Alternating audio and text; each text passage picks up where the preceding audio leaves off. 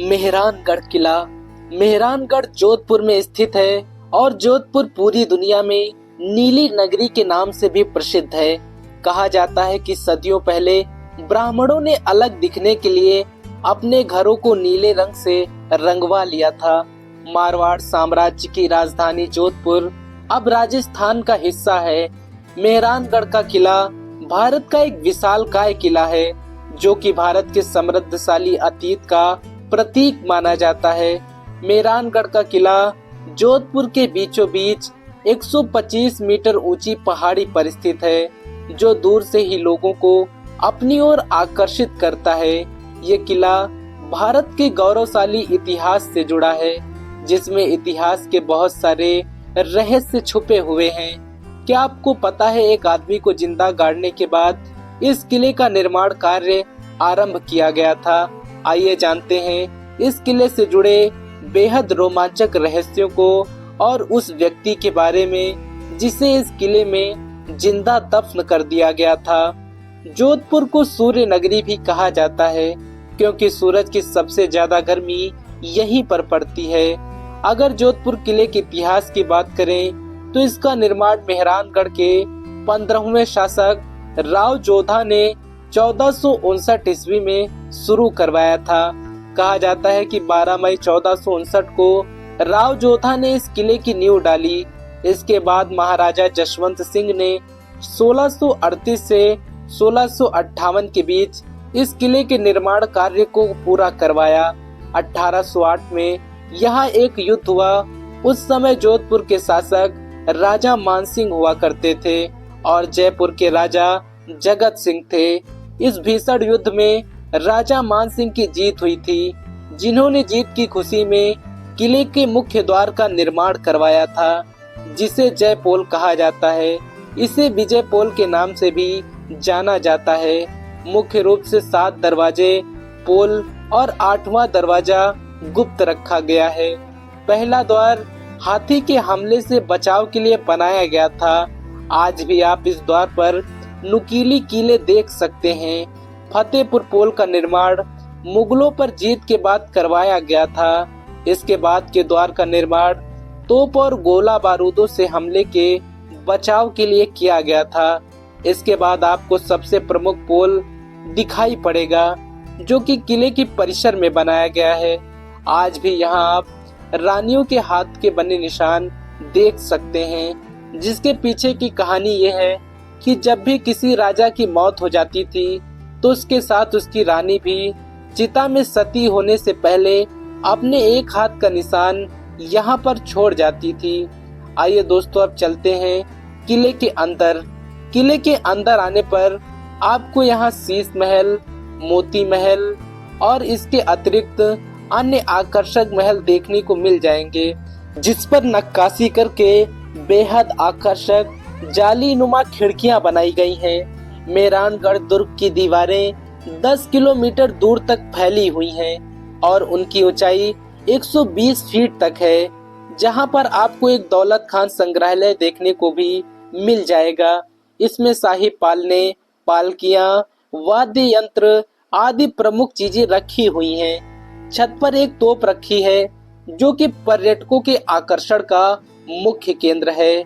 राजस्थान का एकमात्र किला जिसकी छत पर चढ़कर आप पाकिस्तान की सीमा से लगे कई इलाके देख सकते हैं। मेहरानगढ़ किले के पास आपको मां चामुंडा देवी का मंदिर भी दिखाई पड़ेगा जिसे 1460 ईस्वी में जोधा राव ने बनवाया था।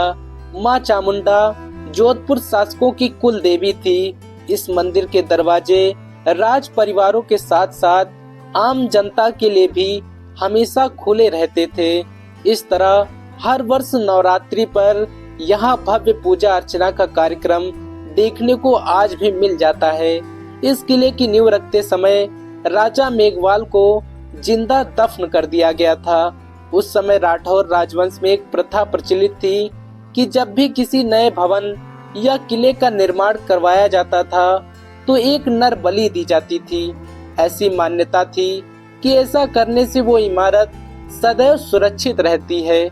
दूसरी कहानी ये है, कहा जाता है कि जब राव जोधा ने इस किले को बनाने के लिए इस पहाड़ी को चुना था। उस समय यहाँ नदी के किनारे एक साधु रहा करते थे। राजा ने साधु से हटने के लिए कहा। साधु ने उन्हें श्राप दिया कि मेरे जाने के बाद यहाँ अकाल पड़ जाएगा, सब कुछ सूख जाएगा, यहाँ की नदियाँ भी सूख जाएंगी। और साधु का श्राप सच हुआ। जब नदियों का पानी अपने आप सूख गया, ये देखकर राजा साधु के पास गया और साधु से मिन्नतें करने लगा कि वो श्राप को वापस ले ले।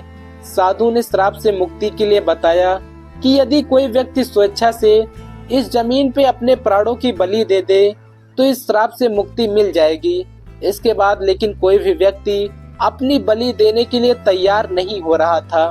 तब राजा मेघवाल इस काम के लिए स्वयं आगे आए, जिनकी बलि देने के बाद इस जमीन पर मेहरानगढ़ का किला बनवाया गया था।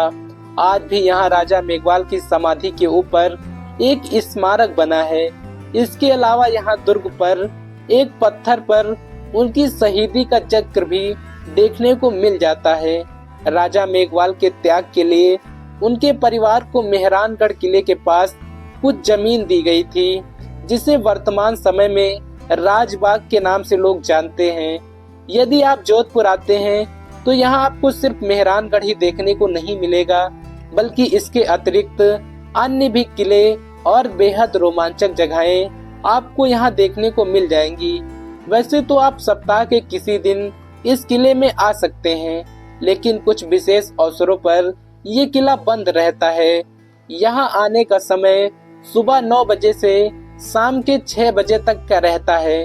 भारतीय नागरिकों के लिए किले के प्रवेश शुल्क को 200 रुपए रखा गया है, और यदि आप छात्र हैं तो अपना आईडी कार्ड दिखाने पर आपको 50% की अतिरिक्त छूट भी मिल जाती है। वहीं विदेशियों के लिए प्रवेश शुल्क 600 रुपए रखी गई है।